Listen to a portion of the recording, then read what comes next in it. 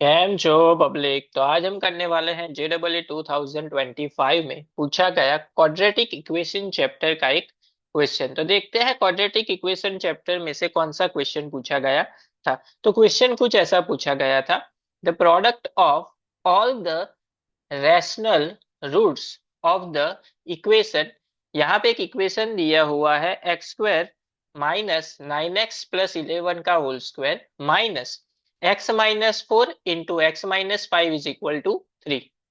इसको सिंप्लीफाई करके इसके जो हमको x की वैल्यूज मिलती है उसका मल्टीप्लिकेशन जो है उसका आंसर क्या होगा इन चारों में से, वो हमको यहाँ पे फाइंड आउट करना है। चलिए देखते हैं कैसे करेंगे इसको हम। सबसे पहले तो यहाँ पे जो इक्वेशन दिया हुआ है वो लिख लेते हैं। इक्वेशन कुछ ऐसा है हमारे पास, x² माइनस 9x+11 का होल स्क्वायर माइनस ब्रैकेट में x-4 into x-5 is equal to 3। अभी देखिए, सबसे पहले इसको हम मल्टीप्लाई करेंगे तो क्या होगा। यहाँ पे देखिए इसके फैक्टर्स नहीं निकल सकते। 11 के ऐसे दो पार्ट जिसका आंसर क्या आना चाहिए, मल्टीप्लिकेशन 11 होना चाहिए लेकिन एडिशन क्या होना चाहिए, 9 होना चाहिए। लेकिन पॉसिबल नहीं है, एक ही फैक्टर होता है इसका 1 इंटू 11। लेकिन 1 इंटू 11 में से 1 माइनस करेंगे तो आंसर क्या मिलेगा, 10। तो वो पॉसिबल नहीं है। तो इसके लिए क्या करना पड़ेगा, इसको हमको मल्टीप्लाई करते हैं तो के क्या मिलता है। सबसे पहले देखिए कि x² माइनस 9x+11 का होल स्क्वायर माइनस ये यहाँ पे मल्टीप्लाई हो जाएगा तो क्या होगा, x into x x² minus 5 into x 5x -4 यहाँ पे मल्टीप्लाई होगा तो -4x माइनस माइनस क्या हो जाएगा, +20 इज इक्वल टू 3। लिख सकते हैं, ऐसा लिख सकते हैं। अभी यहाँ पे इनको हम सम करेंगे तो क्या होता है, देखिए x² माइनस 9x+11 का होल स्क्वायर माइनस ब्रैकेट में ये हो जाएगा x² माइनस 9x। अभी यहाँ पे +20 है, यहाँ पे +11 है, तो यहाँ पे इसको हम ऐसे लिख सकते हैं +11 +9 लिख सकते हैं इज इक्वल टू 3। अभी ऐसा हमने क्यों किया, क्योंकि यहाँ पे अगर हम इस पूरी टर्म को क्या सपोज करते हैं, टी सपोज करते हैं, तो यहाँ पे भी क्या आ जाएगा, टी आ जाएगा। तो इसको हम ऐसा लिख सकते हैं t² माइनस ये माइनस अंदर चला जाएगा तो टी माइनस प्लस क्या हो जाएगा, -9 इज इक्वल टू 3 लिख सकते हैं ऐसा। -3 सामने चला जाएगा तो प्लस हो जाएगा, तो इक्वेशन हो जाएगा t² माइनस टी -9 -3 हो जाएगा -12 इज इक्वल टू 0। अभी यहाँ पे देखिए a इंटू सी क्या होगा, 1 इंटू -12 क्या होगा, -12।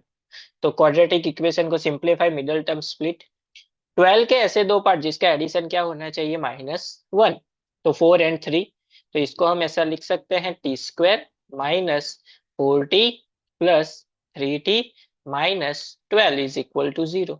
इन दोनों में से कॉमन क्या आएगा, तो फर्स्ट टू टर्म में से कॉमन आएगा t। तो फर्स्ट टू टर्म में से t आ गया बाहर, अंदर क्या बचा, t-4। इन दोनों में से कॉमन निकलेगा +3, +3 आ गया बाहर, अंदर क्या बचा, t-4 इज इक्वल टू 0। ये सेम है तो रीग्रुपिंग हो जाएगा इसका, तो t+3 into t-4 is equal to 0। तो t की हमको दो वैल्यू मिली, t is equal to 3 and t is equal to -4। अभी दोनों को सिंप्लीफाई करके आंसर क्या मिलता है, यानी कि t जो हमने सपोज किया था वो वैल्यू यहाँ पे पुट करनी है। चलिए देखते हैं तो क्या होगा। सबसे पहले अगर हम t इज इक्वल टू क्या रखते हैं, 4 रखते हैं, तो अगर t की जगह पे 4 पुट करेंगे तो यहाँ पे देखिए इक्वेशन t का क्या था, x² minus 9x+11 is equal to 4 लिख सकते हैं। t की वैल्यू पुट की यहाँ पे, ये +4 सामने चला जाएगा तो -4, तो x² माइनस 9x, ये +11 -4 यानी कि क्या मिलेगा, +7 इज इक्वल टू 0। अभी यहाँ पे भी देखिए कि क्या होगा कि 7 के दो ऐसे पार्ट जिसका एडिशन क्या होना चाहिए -9, वो भी पॉसिबल है नहीं, क्योंकि एक ही फैक्टर होता है इसका, 1 और 7। तो इसमें हम क्या करेंगे, चैप्टर नंबर 4 10th स्टैंडर्ड का B² - 4AC की फॉर्मूला अप्लाई करेंगे। तो यहाँ पे देखिए, ए की वैल्यू क्या हो जाएगी 1, बी की वैल्यू हो जाएगी -9 एंड सी की वैल्यू हो जाएगी 7। वैल्यूज पुट करते हैं, तो बी का स्क्वायर वो हो जाएगा 81, -9 का स्क्वायर यानी कि 81, -4AC यानी कि 4 इंटू ए की वैल्यू 1 एंड सी की वैल्यू 7। तो 81 -4 इंटू 7 28, ये हो जाएगा 53। लेकिन एक्चुअल जो एक्स की फॉर्मूला है वो क्या है, -b प्लस और minus under root B² - 4AC upon 2a। तो इसका मतलब ये हुआ कि ये B² - 4AC है, वो किस में आएगा, अंडर रूट में। अभी अंडर रूट में आया तो वो कौन सा नंबर हो गया, इरेशनल नंबर। तो इसको हम यूज नहीं कर सकते, हमको तो क्या दिया हुआ है कि रेशनल नंबर होना चाहिए। तो ये पार्ट क्या हो जाएगा, कैंसल। सेकेंड जो वैल्यू है वो लेते हैं, वहां पे क्या आंसर मिलता है देखते हैं। चलिए, टी की जगह पे हम लेते हैं -3, तो क्या मिलेगा।